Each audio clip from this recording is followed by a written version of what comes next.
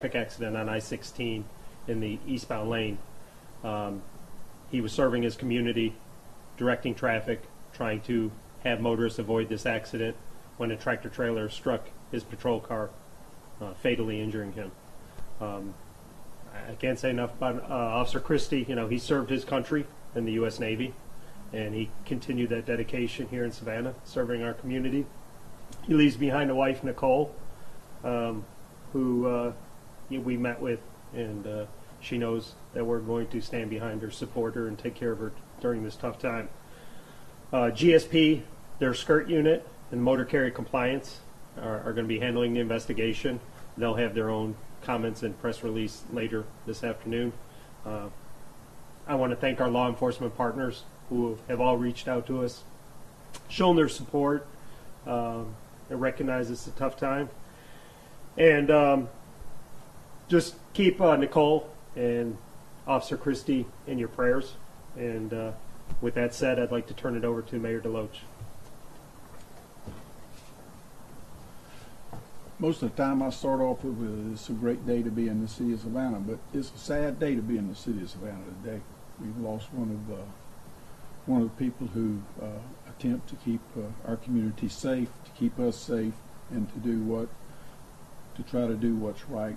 And there's not a lot that could be said other than we grieve with his wife, Nicole. We grieve with his family who he has left behind. We grieve with all those who were friends with him. We grieve for our community, because whenever we lose one of these, we lose one of ourselves. So if you will take a moment sometime during the course of the day to stop and reflect on that, I would appreciate you to do that, and also reach out, touch somebody that you know, and tell them how much you appreciate them and what they stand for. See any of these officers, tell them how important they are to our community. Not only officer, but also a person that served in the military. So it's a tough time, and something we'll get through, but something we won't ever forget. Thank you. Thank you. Mr. Dana, let me just say real quick before I introduce Mr. Dana. Tomorrow we have the 200 Club Run. If you've lived in a cave and you don't know what the 200 Club is, they support our families in times like this.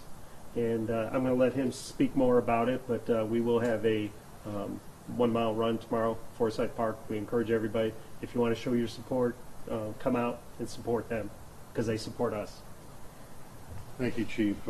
First, our hearts go out to Nicole and her extended family, and to all the men and women in blue, worked alongside, and our hearts go out to them, and our prayers certainly are there.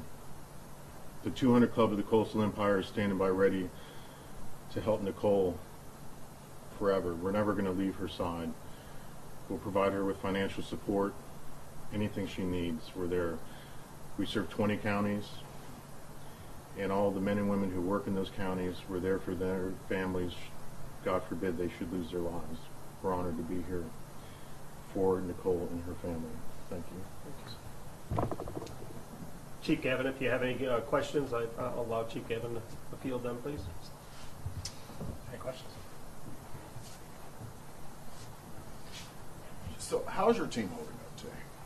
Well, I mean, their hearts are hurt. There's a group of officers that, work with Officer Christie every day. So we're, offering them the support of EAP, and our chaplains corps have stepped up to take care of them. This is a loss for not only us, but, those that work with them close by, side by side every day. So it's something that we have to pay attention to and make sure they're okay. And what's that officer's name again? Anthony Christie. Okay. And how long was he on the force? He was hired in December 2015. He completed the academy in May 2016, and has been working, doing a great job all the way through. He was recognized in 2017 for being part of the group that found a baby in the woods that had been recovered after a suspect had left the baby in the woods. He was part of that team that recovered that child. So he's done a great job for this community and this agency. Other questions? Thank you all.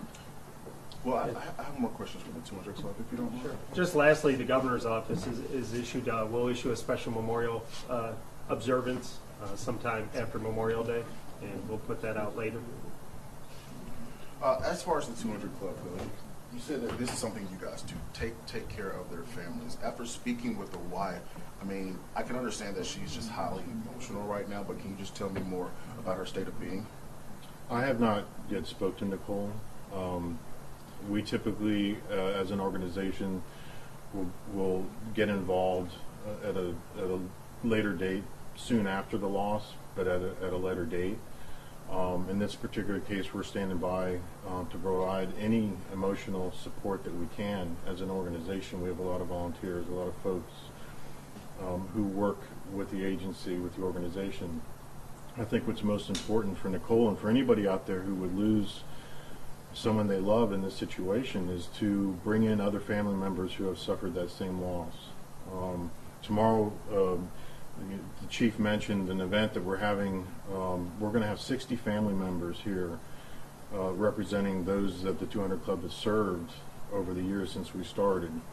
And I think that's important to have other family members that are here at this particular time to meet with Nicole, and that helps the healing process. There's not a whole lot that I can say to her during this process, but to hear from somebody else who's had a similar loss, that means a tremendous amount as far as the beginning of the healing process.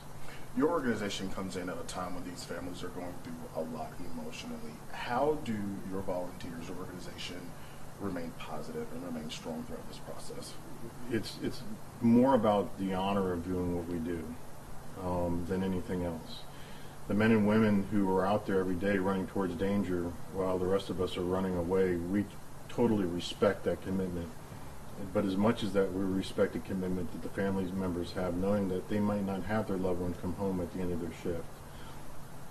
It's all about the pride that we have and the sacrifice that is given, not only for police but fire services as well. It's a very dangerous world out there, and for our police officers who are working out there tirelessly 24 hours a day, 7 days a week, we as a community always need to be supporting them and having their backs. We're seeing nationally what's happening. It's tragedy, it's tragic, so we need to, as a community, support them as much as we can.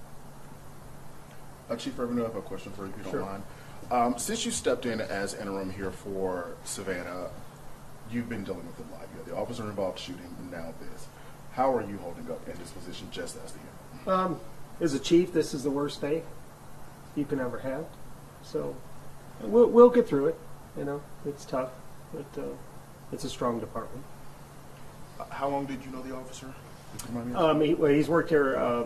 He worked out of Central Precinct for Captain Herring, and I've talked with his colleagues. He was well liked, and he had an impeccable record, not only serving his country but this community. So,